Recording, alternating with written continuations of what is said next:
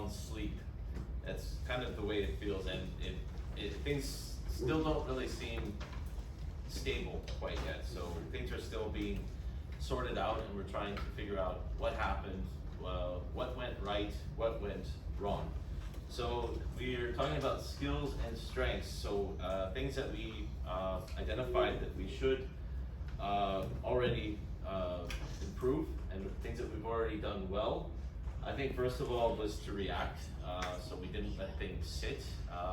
Everyone had some type of program in place that helps different groups in need. So if it's, I don't know, in Srpska Mitrovica, they were talking about how they were assisting senior citizens almost immediately and using the Red Cross for that work. We were doing similar work in Varaždin with our Red Cross branches and whatnot. So reaction was good, but I think the main area where we found our problems were first of all focusing on